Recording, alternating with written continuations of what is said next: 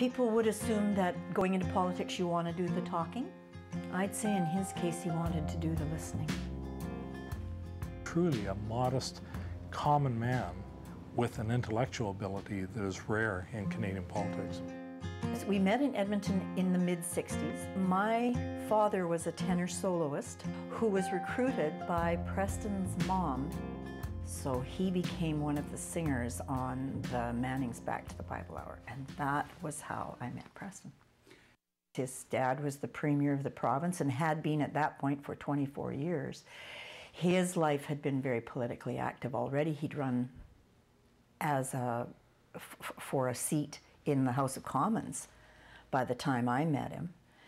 His interests really were never provincial. They were federal in their scope. There's a long tradition of populist reform in Western Canada, wave after wave after wave, and the interesting thing is those waves have had very little effect on the national political scene until Preston Manning came along. There's always been a suspicion in the region that when people leave the West to sit in office in Ottawa, they somehow lose the region. So when the CF-18 contract issue came up, and we had a Western Canadian firm who had the best technical bid, and the contract was awarded to a Montreal firm, that was taken as a crystal clear bit of evidence about how the political system works in Canada. That was a precipitating event. So fiscal responsibility, democratic accountability, Senate reform. With the CF-18 contract, I was a reformer before I even knew there was such a thing as reform. And in Alberta, you have a moment's silence when you hear the Manning name because Ernest had such respect. And so when Preston was involved in this, I knew then that they weren't just a bunch of Western separatist kooks. So I started listening to what he had to say. We were getting ready for the '88 election. I had a neighbor dare me to run. And so I tossed my name in. I got creamed. I came a distant fourth, but the fellow who won that for the Progressive Conservatives won that seat, died of cancer, so we were thrown into a by-election situation. And I said, Preston, I'll be your best cheerleader for this. I'm not going to run again. I'm back at school. And he said, well, Deborah, I think it would be best if you were to run in Beaver River in the by-election.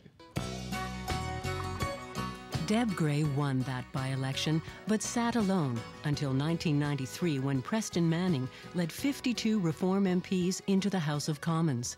Over the next 4 years, he would push the Liberal government onto a more conservative fiscal path, and in 1997, the Reform Caucus grew to 61. But a major breakthrough in central Canada remained elusive and sent Preston Manning back to the political drawing board.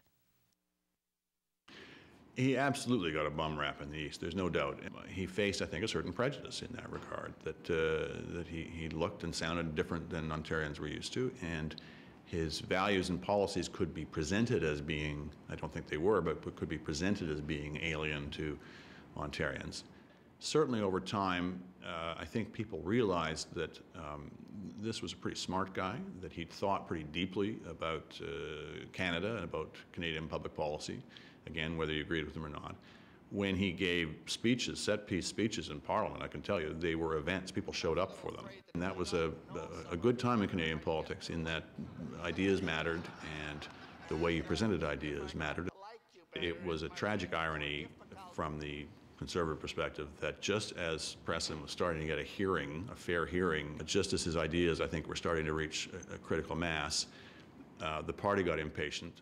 Preston thought it would be ridiculous to say we have formed this new party, the Canadian Alliance, but I'm still leader, thanks very much. He ran a fairly quiet, low-key campaign thinking that he would build on the base that he already had. A lot of people said, we think Preston's taking us as far as he could. He was not officially bilingual. And so Stockwell came up out of Alberta and won that race in July of 2000. Preston didn't see it coming. He didn't leave the way he wanted to, but that was Preston, and that was democracy. The reality after absolutely leaving public life is, yes, there was a downer. That was hard to deal with. What helped him a bit was he had opportunities to teach in the universities across the country. And when he could get back in front of a classroom of new generation thinkers, that started to spark again his love of being able to give to the country. I think that helped in the transition. Staying close to his roots and his family also helped Preston realize that there's life after politics. He is a frequent guest of the Alberta Outback and part-time ranch hand on his son's organic beef operation near the Montana border. But he never passes up the chance to stir the pot on public policy questions.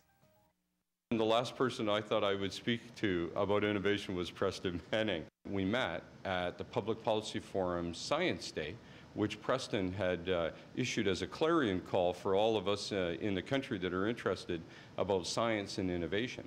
And it was there that we began quite a deep conversation about what this country needs to do about innovation. He understands the process of innovation better than most technical people who you would think would understand innovation. Preston has had a very elegant way of carrying a conversation, whether it's with business or academia, or indeed some of the policymakers that have taken an interest in this topic. In the area of innovation, we have much work to do in our country, and he has a lot to contribute here, and so I hope he will continue to be part of this conversation. He's really been someone who's tried to move away from the nitty-gritty of political life and to push the envelope in how we think about the country and what we might do in terms of public policies. He'll have more ideas in one day than all of mankind could possibly bring to fruition in a lifetime. Preston Manning, I think if you wanted a good two-word summation of his career, would be think big.